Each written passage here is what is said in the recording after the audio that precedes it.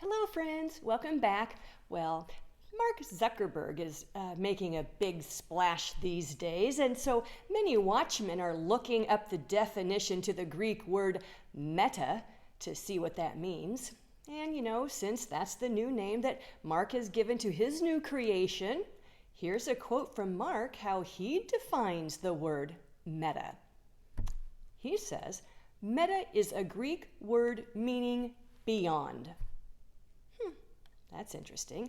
Another quote that Mark tells us about why he has given his new creation, his Facebook, this new name. Here's why he says he's renamed it.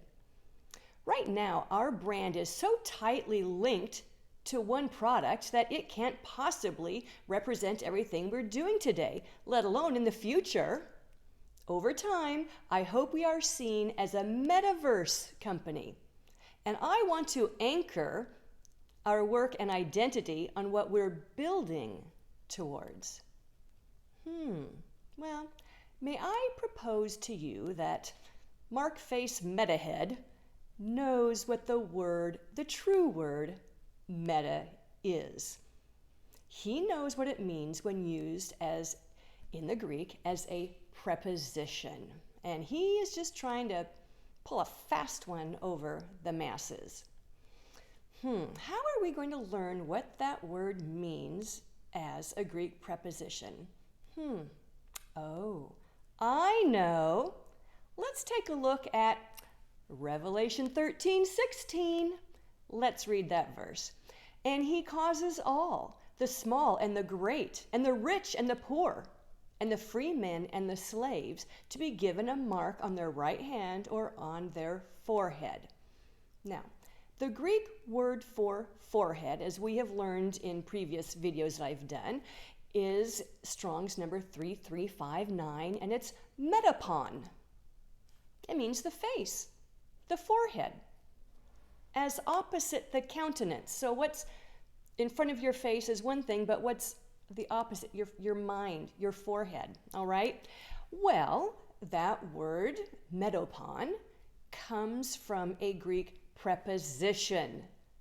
Yes, it's the word we're studying today, meta, M-E-T-A. So, a meta, Strong's G3326, is a primary preposition denoting accompaniment or amid.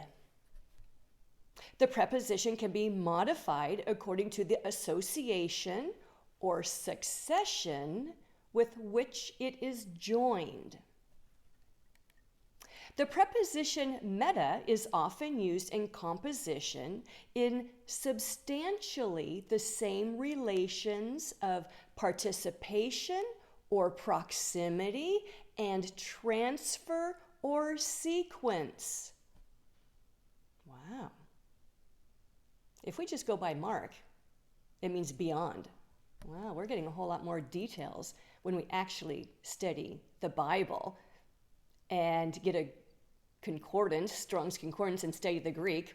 So I suggest to you that Mark Face Metahead and Billy Goat are not revealing the entire truth about how man's body and man's spirit both need to be marked in order to participate in their metaverse. Yeah, I prefer just to stay in my Bible verses. I know you do too. Well, I've provided a 2.5-minute video that I'm going to go ahead and play the clip now so that we can learn what this metaverse might be like, what they're cooking up for us. So I hope you enjoy that. Metaverse. You've probably started to hear this word being thrown around lately. If you're lost, you're in the right place. Here we'll try to answer some big questions from Microsoft's point of view. What is a metaverse? Does it already exist? And are you already in it? Let's dig in. Simply put, a metaverse is a digital space inhabited by digital representations of people, places, and things. Think of it like a new version, or maybe a new vision, of the internet. Many people talk about the internet as a place. Now we can actually go into that place to communicate, share, and work with others. It's an internet that you can actually interact with, like we do in the physical world. And it's not just a vision anymore. Right now, you can go to a concert and experience a show with other real people inside a video game. You can walk a factory floor from your own home. You can join a meeting remotely, but be in the room to collaborate with your coworkers. Those are metaverses, and the future is already here. Now, I can already hear some skepticism, but an avatar of me isn't me. My digital self is not my physical self.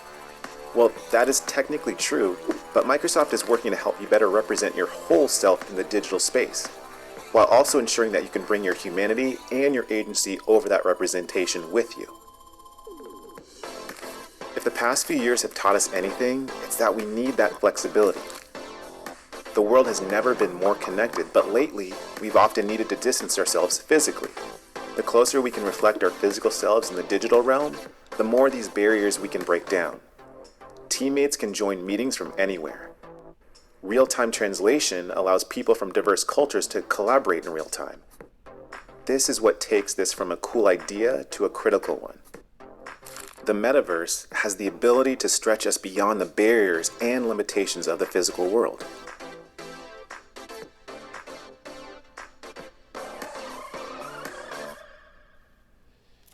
Okay, now I want to move to a slightly different area of this whole thing. And today, instead of calling it the Sharpie permanent marker, I'm going to call it the Thumbtack. Because, we have to keep switching things up because they'll figure out my lingo. So today we're going to call the Thumbtack. Now, on WHO World Health Organization's website, there is an implied consent process. And I love how several of the Watchmen have caught this and have provided different people different portions of this immunization program.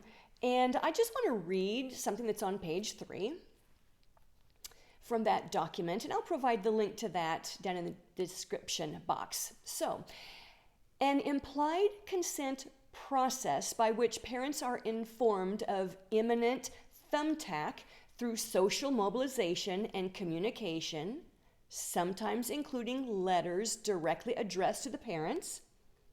Subsequently, the physical presence of the child or adolescent, with or without an accompanying parent at the thumbtack session, is considered to imply consent. So that means if a parent has a couple children in the school building and mom is helping with reading in one room, while the class is being led to an area in another building, another room of the building, and getting the thumbtack, the mere fact that mom is on the premises implies consent. So be aware of that. Moving on. This practice is based on the opt-out principle, and parents who do not consent to thumbtacks are expected implicitly to take steps to ensure that their child or adolescent does not participate in the thumbtack session. This may include not letting the child or adolescent attend school on thumbtack day if thumbtack delivery occurs through schools. So there you have it. You'll want to read the full document and educate yourself. This is very important. Okay, so, all of us in the Watchman community who understand that this is the mark, we are grieving over the fact that a particular large manufacturer has approved the thumbtack for children ages 5 to 11. And I just want to, again, I talked about this in a video on the innocence, but I want to share just a little bit more on this so that we'll be praying appropriately. I want to read to you Matthew chapter 8, verse 6. Whoever causes one of these little ones who believe in me to stumble, it would be better for him to have a heavy millstone hung around his neck and to be drowned in the depth of the sea. Now let's look at Revelation 18:21. Then a strong angel took up a stone like a great millstone and threw it into the sea, saying, "So will Babylon, the great city, be thrown down with violence and will not be found any longer." Oh, we have more encouragement. Revelation 20:13. And the sea gave up the dead which were in it, and death and Hades gave up the dead which were in them, and they were judged, every one of them according to their deeds. Okay, now this is important because this explains why God is allowing this situation to progress at what we are just horrified over, and indeed, the Father is horrified as well, but he has a purpose. He wants to make sure that when these unrighteous men and women are in his courtroom right there at Revelation 20:13, he wants to throw the whole book at them. He wants to punish them to the full extent of the law. He is gathering his evidence. There are scribe angels everywhere, writing every detail down, gathering every piece of evidence. And those pieces of evidence are going to be presented there in that courtroom on their judgment day, because they are going to be dealt with to the full extent of his law. Okay, now, since we're talking about things, giving up the dead and things like that, I want to remind you in Revelation 21:1, we have another great comfort to us regarding the sea. Revelation 21:1. Then I saw a new heaven and a new earth, for the first heaven and the first earth passed away, and there is no longer any sea. Woo! That is such good news. See, I want to end with such good news, but wait, there's more. All right, so right there in Revelation 21:1, we're talking about the first heaven and the first earth passing away. Where have we heard that term before? Heaven and earth passing away. Yes, Matthew 24:35 and 36. Listen to what Jesus said. Heaven and earth will pass away, but my words will not pass away. But of that day and hour no one knows, not even the angels of heaven nor the Son, but the Father alone. Okay, at the pre-tribulation rapture, when the bride is taken away, does heaven and earth pass away then? No, Jesus still has a lot to do. At the mid-tribulation rapture, when the Jewish and Gentile church is raptured up, does heaven and earth pass away at that time? No, Jesus still has a lot to do. It's after all that heaven and earth passes away, Revelation 21:1. I don't know when that is. There's no feast for that. And you know what? I think we can find a strong case in the scriptures that at the time Jesus spoke, Matthew 24:35 and 36, he did not know the day and hour of when heaven and earth would pass away. But he told us that all things have been given to him. When he was resurrected and he went back up to the Father, oh yeah, he got the download. The Father has given him everything he needs to know. Jesus does at this point know when heaven and earth passes away. But we're not even to be focusing on that right now. It's very comforting, but we've got to kind of be living in and studying up on what's happening now. There's a lot more in the scriptures for us to be learning regarding the situation we are currently in and God's plan for it. And it's a beautiful plan. And so I want you to be encouraged. All right. I just pray today that all of you are, again, still digging into the Word, but that God is giving you an understanding of what the prophecies are and revealing the timing, because that has always been the challenge. We can know what the prophecies are, but the things that have always befuddled us is when does this happen?